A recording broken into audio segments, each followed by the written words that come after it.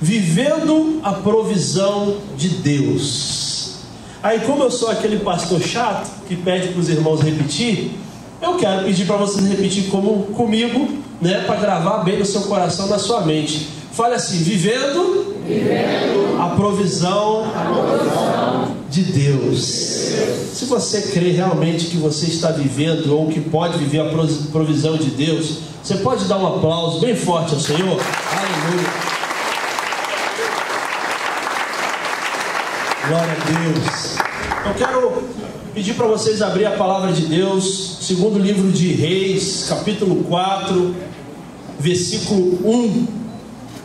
E nós vamos conversar sobre essa experiência de viver, esse estilo de vida, de viver a provisão de Deus. Segundo Reis, né, capítulo 4, versículo de 1 ao 7. Abre comigo aí para eu... Tá no ponto, DJ? Legal. Obrigado. Deus te abençoe.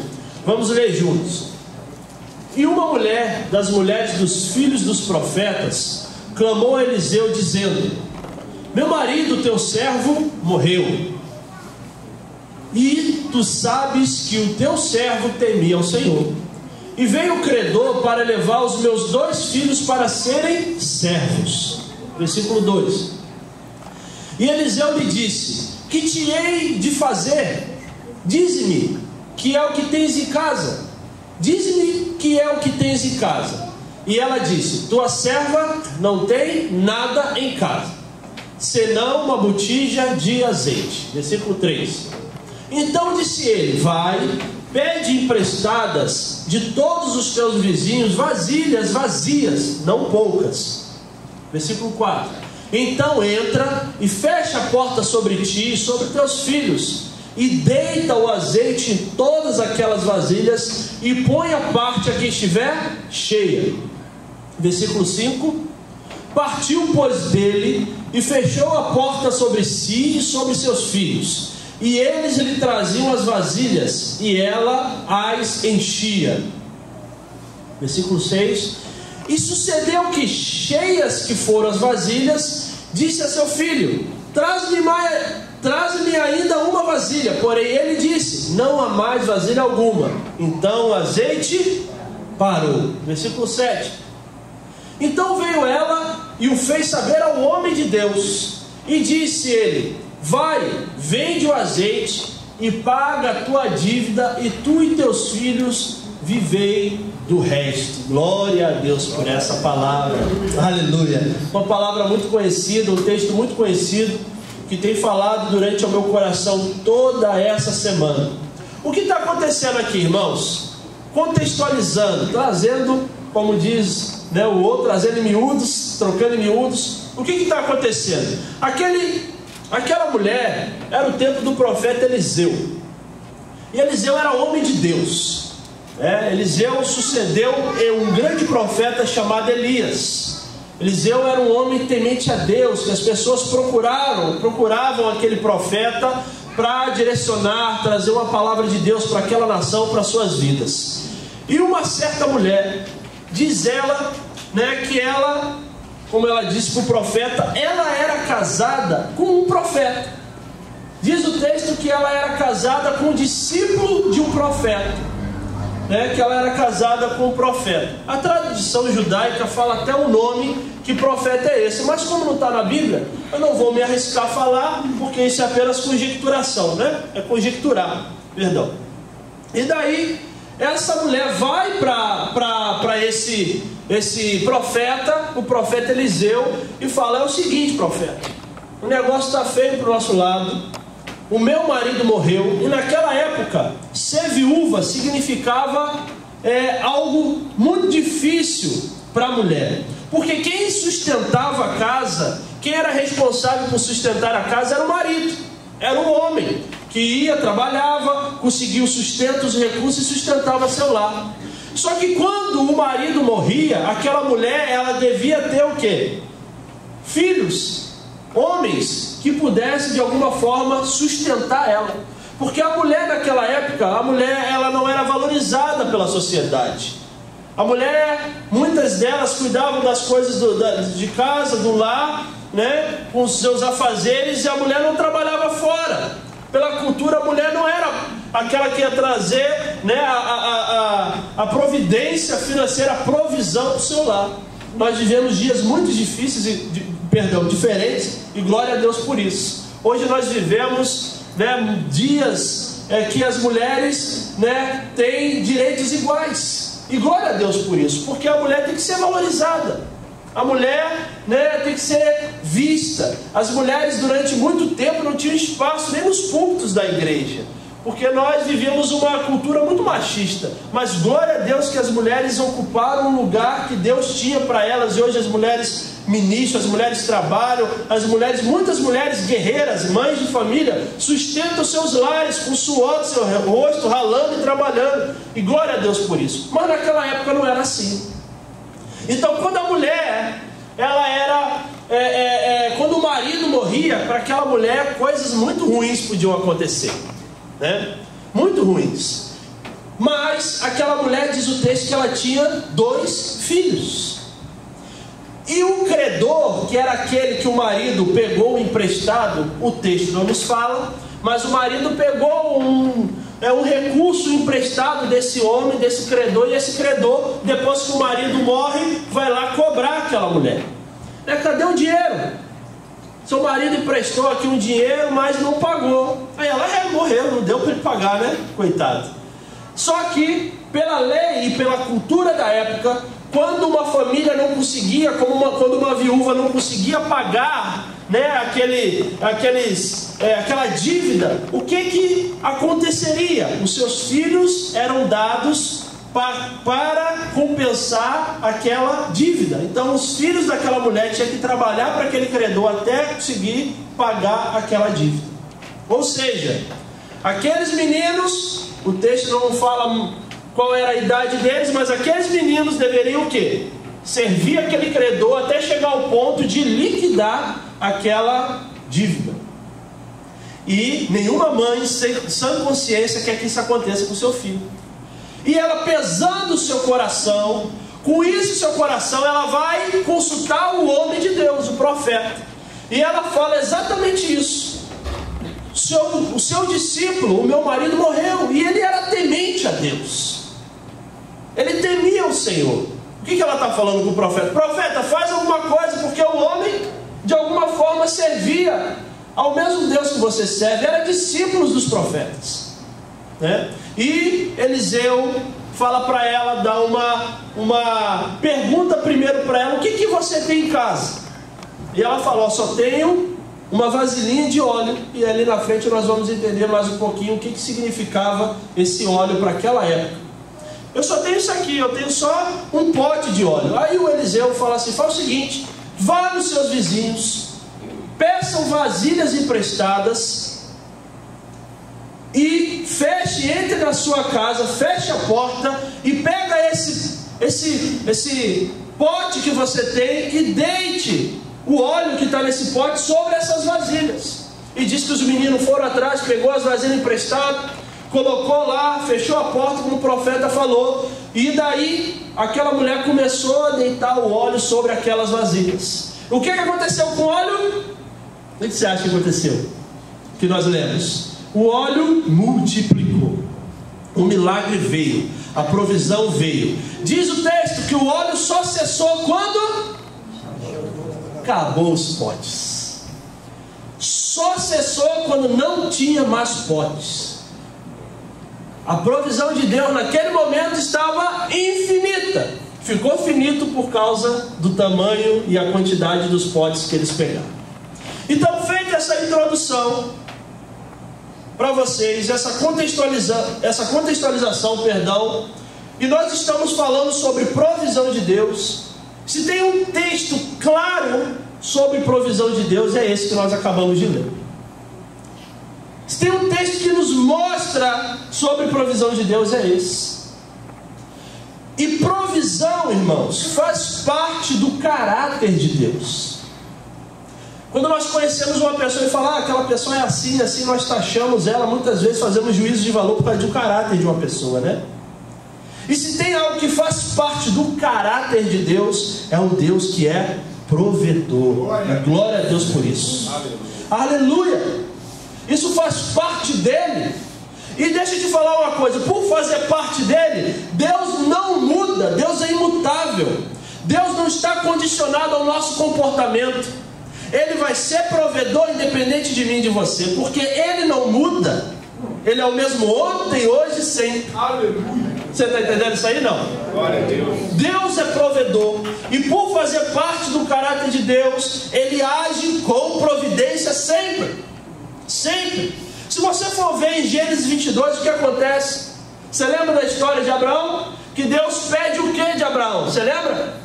O seu filho, Isaque, o filho da promessa. Abraão pega Isaque, está subindo um monte, para oferecer Isaque como sacrifício. Aí o que acontece? Quando ele vai oferecer, descer o cutelo sobre o menino, a voz de Deus fala o quê? Deus já estava provado ali, o Isaque no coração de Abraão já tinha morrido, já tinha sido oferecido.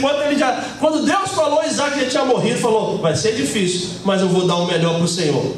Aí Deus prova o coração de Abraão, vê o coração obediente de Abraão, e ele faz o quê? Para aí, Abraão, baixa a mão desse cutelo, que eu já o quê?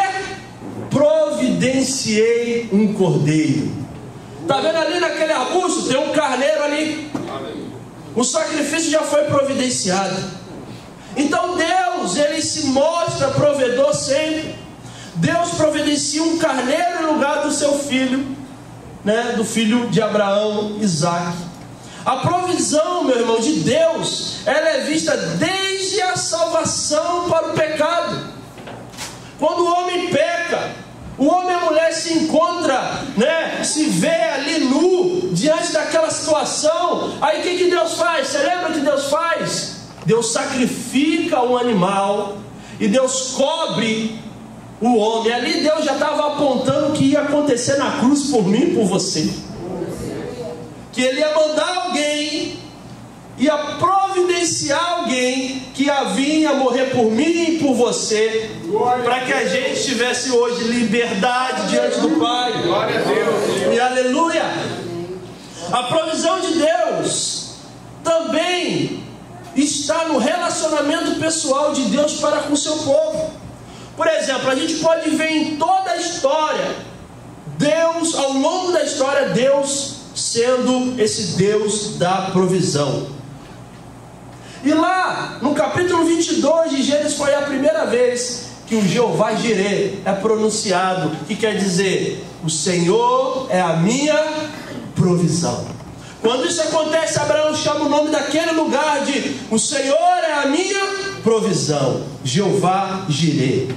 E quando a gente vê ao longo da história, a história de Deus com a humanidade, comigo e com você, a gente pode ver Deus sendo Deus da providência, tirando o povo do Egito.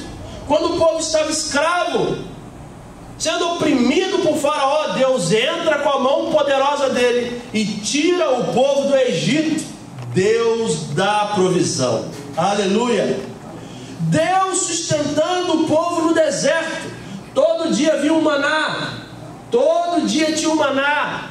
E você lembra, não sei se você já leu essa parte, essa história, que o maná caía, como orvalho, vinha, cobria aquele sustento do povo. Deus trazendo a provisão para o povo, mesmo no deserto. Mesmo em tempos difíceis, Deus estava trazendo a provisão do povo. E tinha um dia na semana, o único dia que poderia se guardar o maná do dia anterior. Que dia era esse? O dia do descanso, sábado. Era o único dia, porque se o povo ficasse com medo do dia seguinte, guardasse o maná em casa, com medo de que amanhã não ia ter o maná, o que acontecia com o maná? Apodrecia.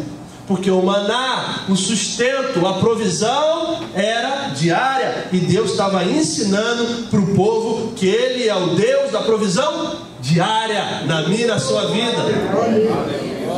Onde que Deus, a gente pode ver na história o Deus da provisão também? Na conquista das terras. Da terra, enquanto uns olharam e viram gigantes, a terra é difícil, outros falaram, opa, subamos e conquistamos a terra. E Deus dá para aqueles homens dá para Josué e seu exército a conquista das terras e por sequência também. A gente pode ver na vinda de Cristo, quando o Cordeiro de Deus, que tira o pecado do mundo, vem sobre a terra, morre por mim e por você. Deus está sendo o Deus da provisão na minha e na sua vida. Aleluia! E no decorrer da igreja, até o dia de hoje, eu sempre falo, irmãos, se tem uma coisa que eu tenho visto, e eu vejo, dia após dia, é Deus sustentando a obra dele. É o Deus da provisão. Deus sempre vai sustentar a igreja dele. E esse texto que nós lemos, ele nos ensina alguns princípios. O primeiro dele está lá no versículo, abre lá comigo, volta lá para o texto. Está lá no versículo, no primeiro lá, diz assim: e uma mulher das mulheres dos filhos dos profetas clamou a quem? Eliseu. O primeiro princípio que a gente pode aprender nesse texto sobre provisão é que aquela mulher procurou a pessoa certa. Aquela mulher procurou a pessoa certa. Fale comigo, pessoa certa. Pessoa certa. Diz o texto que a mulher foi procurar o profeta, homem de Deus, para compartilhar sua realidade. Ela não foi procurar qualquer um, meu irmão, minha irmã. Ela foi procurar o profeta, um homem de Deus, alguém temente a Deus. Ela não saiu compartilhando, mandando no WhatsApp. Não tinha WhatsApp naquela época, mas ela foi compartilhar com um homem de Deus. Ela sabia quem era o profeta. Sabe por que ela sabia quem era o profeta? Porque o marido dela era um profeta. O falecido era um profeta. Então ela sabia que ela não deveria compartilhar a vida dela, a necessidade dela, com qualquer um. Ela sabia que deveria procurar o homem de Deus. Ela não podia compartilhar a necessidade dela com qualquer um. Naquela época, para você ter uma ideia, rapidamente, quem era o profeta? O profeta, ele falava em nome de Deus. Ele era o vigilante da aliança. Ele deveria sempre guardar o povo para ver se a aliança estava sendo guardada e cumprida. O profeta também, ele chamava a atenção da nação, do povo, com relação à injustiça e à idolatria. Era essa a importância do profeta. Os profetas estavam constantemente lembrando Israel do seu chamado de ser luz das nações. Então aquela mulher, ela não estava de forma aleatória buscando alguém legal, Ela estava procurou, um profeta. E muitas vezes nós vivemos uma necessidade e não temos nenhum critério em compartilhar a nossa vida. Às vezes você precisa, de uma provisão física, emocional, espiritual, e a gente deixa o barco nos levar e a gente vai compartilhar isso, coisas preciosas do nosso coração, com pessoas que não devemos compartilhar. Abrir nosso coração com pessoas que não devemos abrir.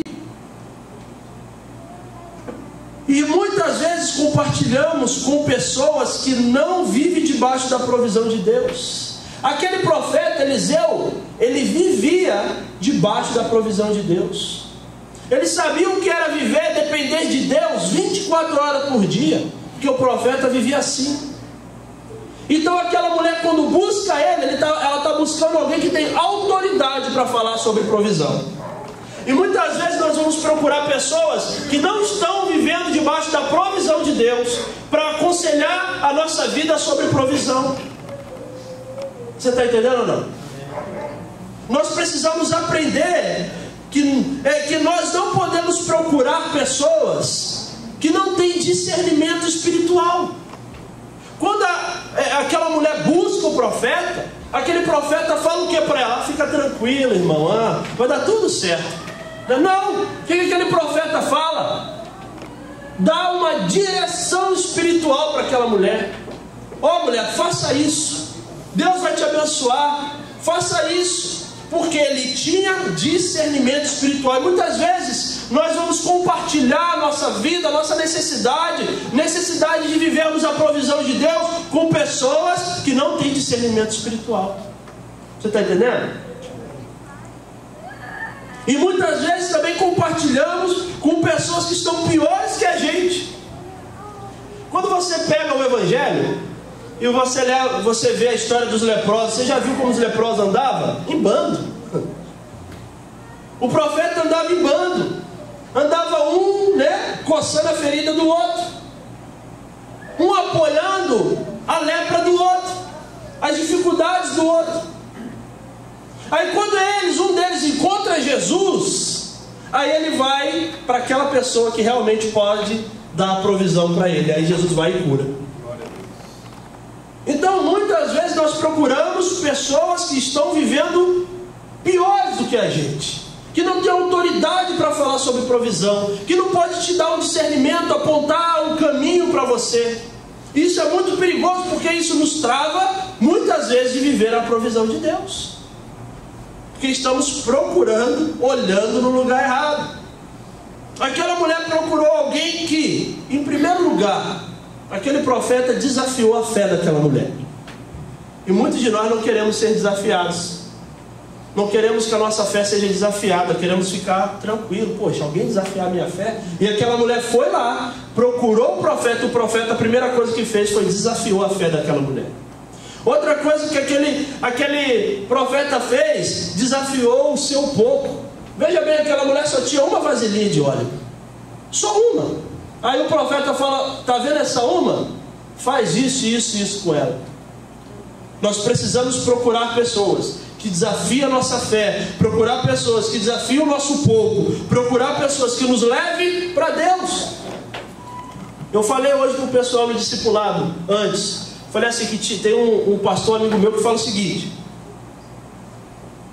que nós precisamos andar com pessoas que nos levem para perto de Deus, não que nos afaste de Deus.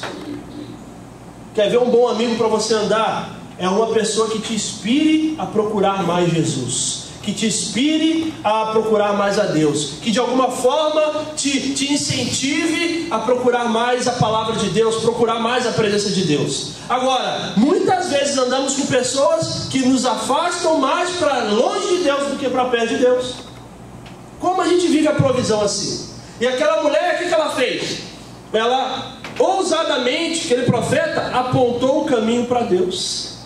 Aquela mulher foi, da mesma forma que eu estou dependendo de Deus, dependa você de Deus, dependa você da provisão, dependa você do milagre.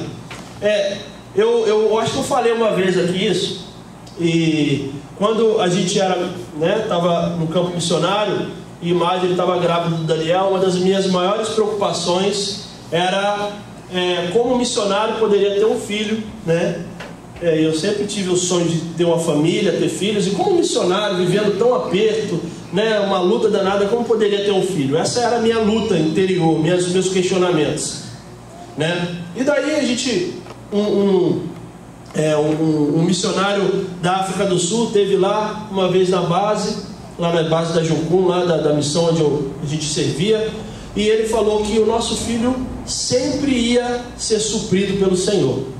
Sabe quando você ouve uma palavra e aquele negócio meio que você fala assim, amém, mas será? Fica meio pecar, coração fica meio congelado, meio incrédulo. Mas deixa eu falar para vocês. Passou o tempo, aquele missionário foi embora, a barriga foi crescendo na margem, o nascimento do Daniel chegando, e a preocupação também foi chegando. Quem é pai e mãe sabe que a gente sempre quer o melhor para o filho, A gente sempre quer dar o melhor dentro das nossas condições. A gente trabalha, luta para isso. E no meu coração foi apertando e vendo aquele, o eminente nascimento do meu filho, ali já pertinho, e eu muito preocupado com aquilo. E Deus ministrou no meu coração muito sobre provisão, que Ele ia ser o Deus da provisão, que Ele ia ser aquele que ia trazer provisão na vida da minha família, na vida do Daniel.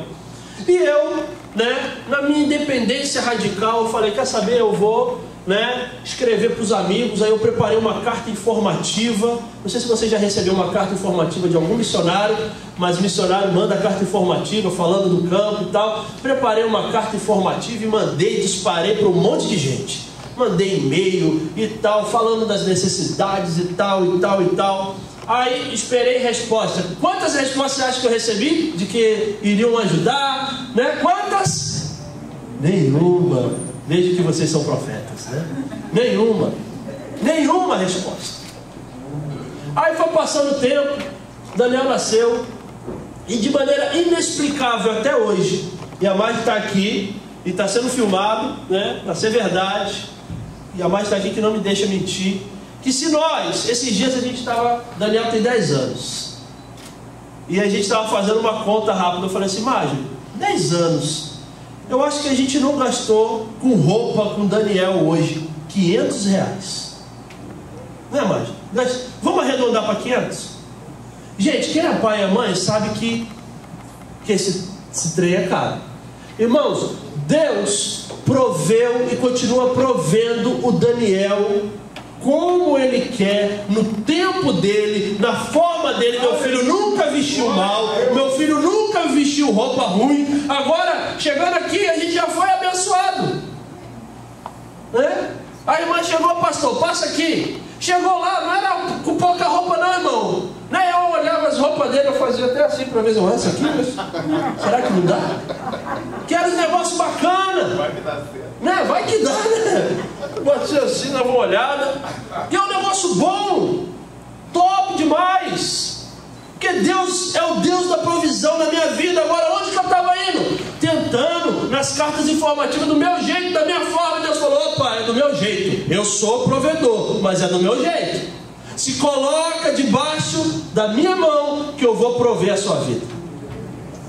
Da forma dele, do jeito dele.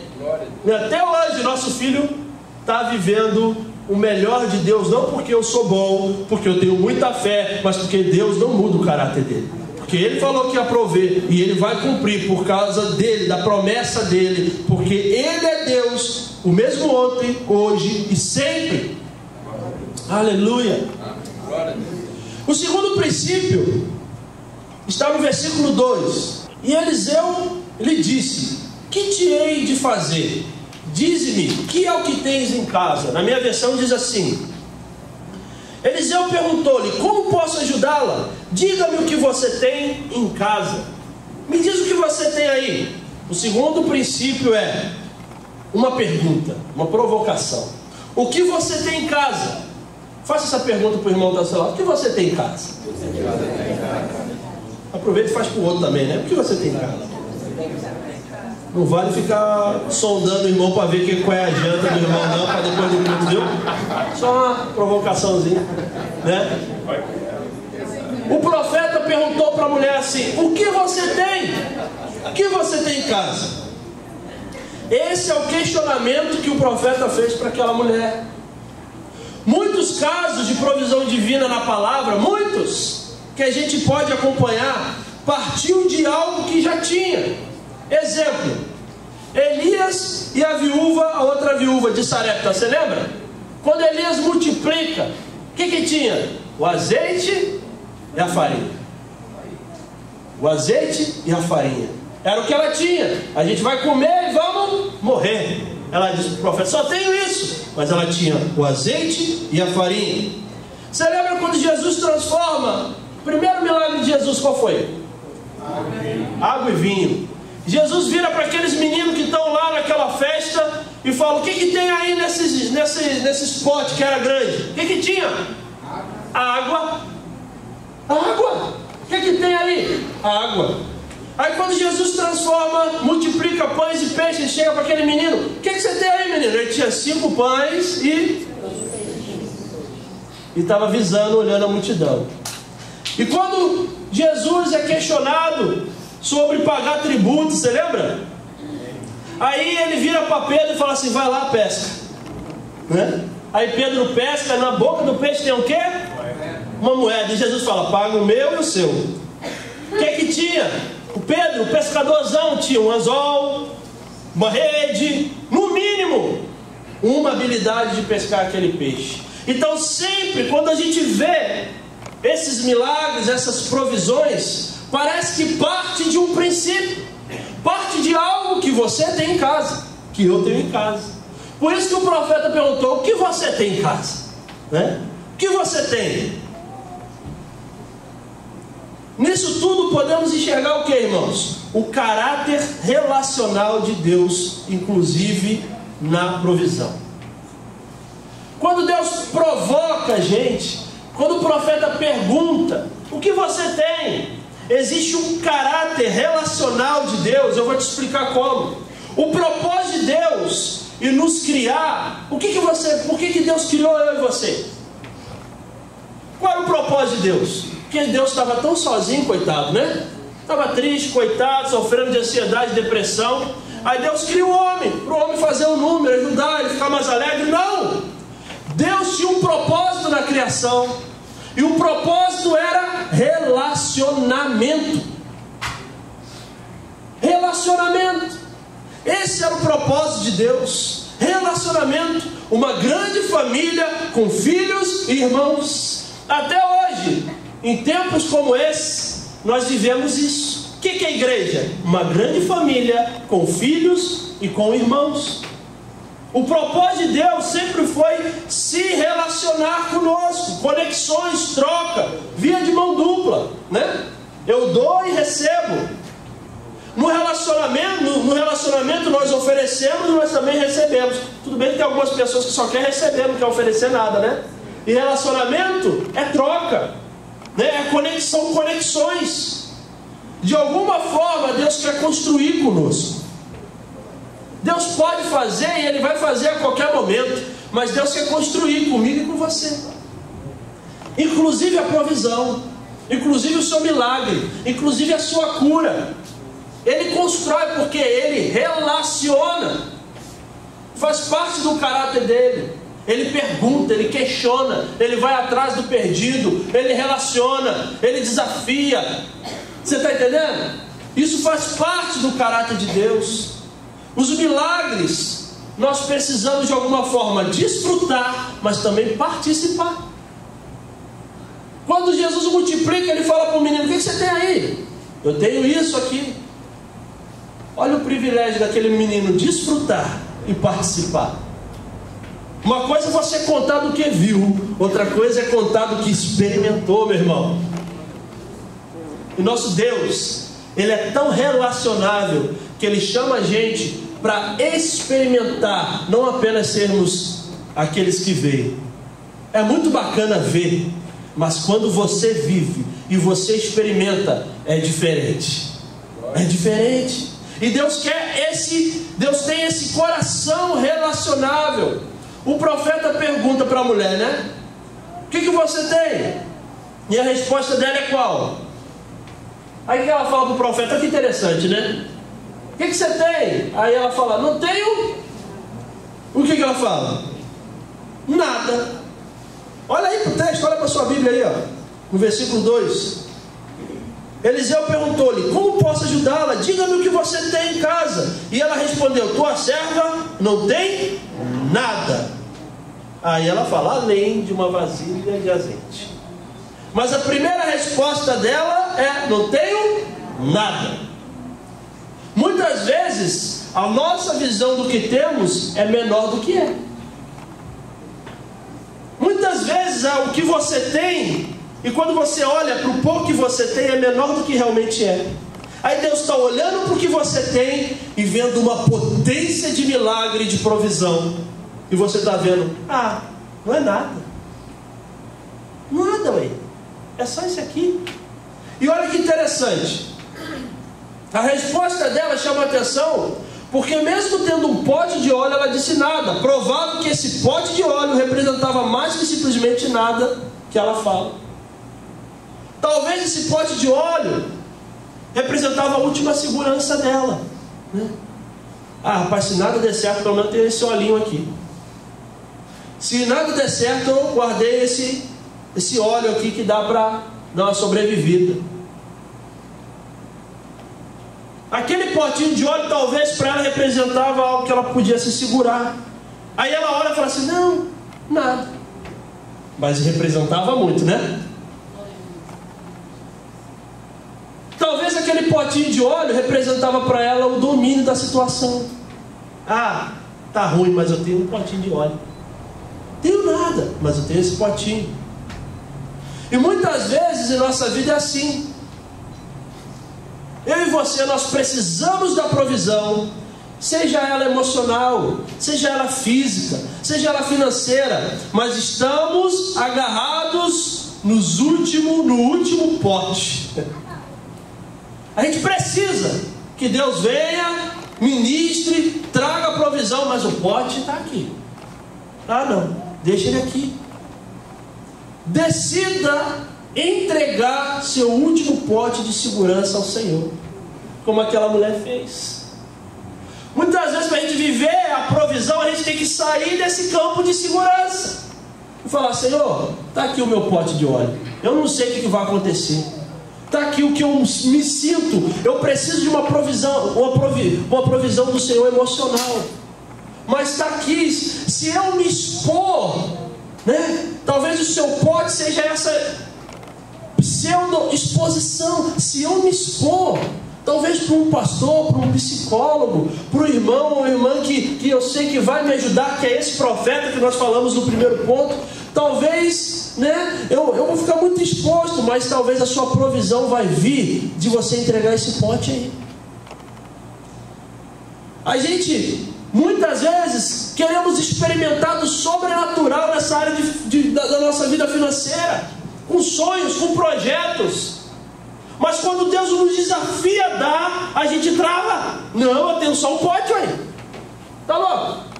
Deus fala com você, te desafia. Aí você fala: não, mãe, tá doido? Vou dar não. Vou dar dinheiro pro pastor? Vou nada. Vou fazer isso não. Vou dar lá naquela igreja, aquela igreja já tem tudo. Ou vou abençoar aquele irmão lá. Vou nada. E Deus está falando assim, olhando o seu pote. Entendi. E muitas vezes a nossa segurança está nesse pote. Está nesse pote. Você está entendendo ou não? Amém. Terceiro e último, estamos caminhando para o fim.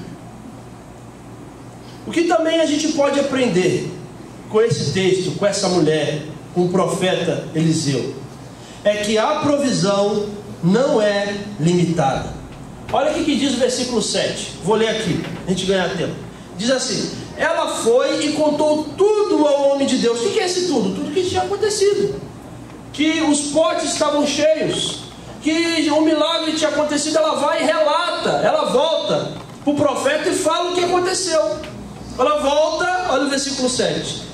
E contou tudo ao homem de Deus, que lhe disse. Aí esse homem falou o seguinte: vá, venda o azeite, pague suas dívidas, e você e seus filhos ainda poderão viver do que sobrar. A provisão não é limitada. Fale comigo: não é limitada. Não é limitada. Aquela mulher tinha uma dívida e toda a sua família estava sendo afetada por isso. A dívida era do marido dela, o marido morreu, a dívida foi para ela. Ela não tinha como pagar, os filhos iam ser escravos, ela estava triste, frustrada. A mulher estava desesperada, não tinha onde tirar a solução, irmãos. Não tinha o que fazer. Os filhos dela iam ser levados como escravos. O coração dela estava em quê? Em resolver aquela situação. E deixa eu falar, lembra que eu falei o que o óleo significava naquela época? Aquela provisão iria resolver esses problemas, porque o óleo, ele era tão valioso. Em primeiro lugar, ele servia para como combustível para lamparinas. Então era o que? Luz de noite. E luz de noite é segurança, você consegue, né, andar com segurança, viver, enfim, todas essas coisas, né? O que significava também o óleo para aquela época? O óleo, ele aquecia. Ele colocava, como para fogueiras, para aquecer, né? Servia também para cozinhar, tanto na culinária como para fazer o fogo, né, funcionar, permanecer o fogo ali para cozinhar a comida. Também para fabricar remédios. Olha que interessante, o óleo funcionava para muitas coisas, era muito valioso. Ele fabricava remédios, os seus compostos, sua composição, fazia remédios. Também, para a mulherada aí, não apenas isso, vai servir até para fazer algumas maquiagens da época, sabonete. Tudo isso o óleo fazia. Então imagine como um pote de óleo era valioso, muito valioso. E qual foi a necessidade da viúva? O que estava no coração dela? Abre lá de novo no versículo 1, por favor. A necessidade dela, o que pesava no coração dela, quando ela procura o profeta, o que ela fala? Ela fala assim: e veio o credor para levar os meus 2 filhos. A maior preocupação dela era pagar a dívida, para o credor não levar os filhos dela. Era isso que estava no coração dela. Ela estava clamando, buscando o profeta, clamando por provisão, porque ela queria que aquele problema, aquele que era muito grande, fosse resolvido. De alguma forma, eu não sei que expectativa aquela mulher tinha naquela conversa com o profeta. Não sei se ela esperava que o profeta ia dar uma adiantada no valor, seguro morte ali do discípulo que tinha morrido. Não sei se ela estava procurando ali o que o INSS ia dar para ela, aposentadoria. Não sei. Sei que aquela mulher foi atrás daquele homem porque ela queria resolver aquele problema. Qual era o problema dela? O que ansiava o seu coração? Pagar a dívida para os filhos não serem levados como escravos. Isso que estava no coração daquela mulher. A mulher queria resolver uma coisa, só que a provisão de Deus, ela é completa. A provisão de Deus nunca vem para suprir uma coisa. Nunca vem. O óleo pagaria a dívida, sim, pagaria a dívida. Mas olha o que diz o versículo 7. O versículo 7 diz assim: e você e seus filhos ainda poderão viver do que sobrar. Enquanto aquela mulher vai para o profeta para resolver aquele problema, buscando aquela provisão, aquele problema, o profeta fala assim: não, mas peraí, não é só isso que Deus quer fazer, não é só essa área que Deus quer suprir. Deus não quer suprir só isso.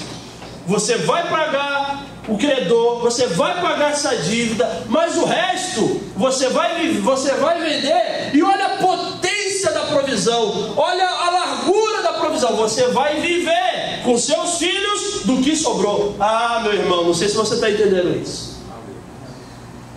Ela ia viver daquilo ali, meu irmão, ia pagar a provisão. Mas a bênção de Deus e a provisão de Deus na vida dela era tão grande, tão larga, e ela não imaginava, ela não pediu aquilo, porque Deus sempre traz a provisão completa.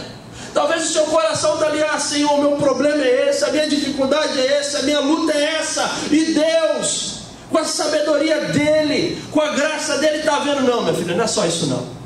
Talvez essa seja a sua oração hoje, talvez esse seja o seu pesar hoje, talvez o seu coração esteja preso nisso hoje. Mas quando eu vier de encontro com a sua vida, com a minha provisão, eu vou fazer o trem completo. Vai ser completo, vai ser largo, vai ser profundo, e não vai ser apenas para você. Você vê que a maior provisão de Deus foi dar o seu Filho Jesus para mim e para você, morrer na cruz por mim e por você. E Jesus, a provisão de Deus não foi só para o pastor Rafael, não foi só para o irmão Diogo. A provisão de Deus foi para toda a humanidade, porque Deus não tem limite na provisão dele. Quando Deus multiplicou aqueles pães e aqueles peixes, a provisão de Deus não foi apenas para os 12 discípulos ou para os 3 mais chegados, que eles estavam fazendo uma jantinha particular. Não, foi para toda aquela multidão. Glória a Deus.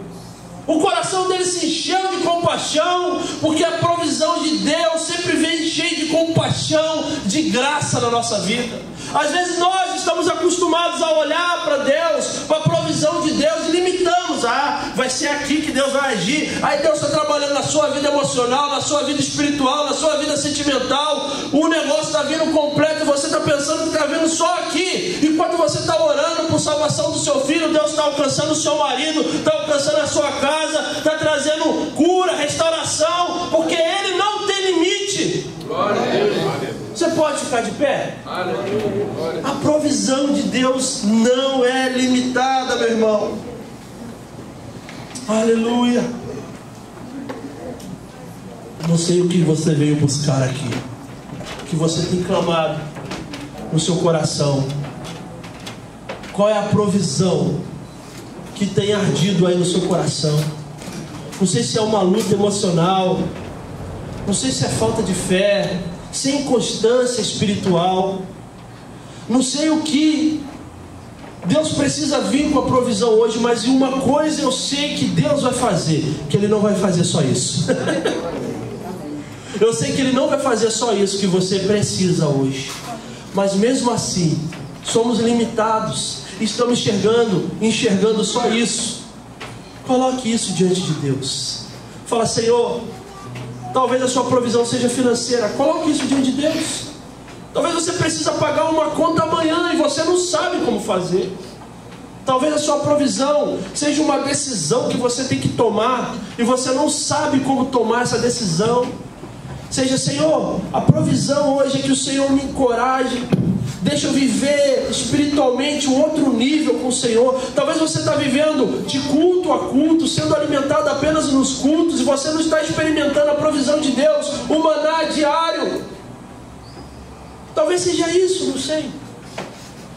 Talvez a provisão de Deus para você seja o próprio Cristo, que é a provisão completa. Você entrou por aqui, talvez você nunca teve uma experiência com Jesus, ou você está afastado dos caminhos do Senhor. Você precisa de um restart, de um recomeço. Existe provisão do Senhor nesse lugar para você essa noite. Glória. Aleluia. Coloca diante de Deus, fale com o Senhor. Nós vamos cantar uma canção, e essa canção venha a ser a nossa oração hoje. Se você não conhece, não tem problema. Louve, deixe o Espírito Santo ministrar seu coração. E aquilo que você precisa de provisão, seja em qual for a área, eu creio que o Senhor pode vir com a graça, com a misericórdia, com o toque dele na sua vida. Não limite o Senhor. Não limite o Senhor. Fala: Senhor, é isso aqui, mas eu não sei o que o Senhor quer fazer, e eu me abro por inteiro porque o Senhor quer fazer essa noite na minha vida. Glória. Aleluia. Aleluia. Glória.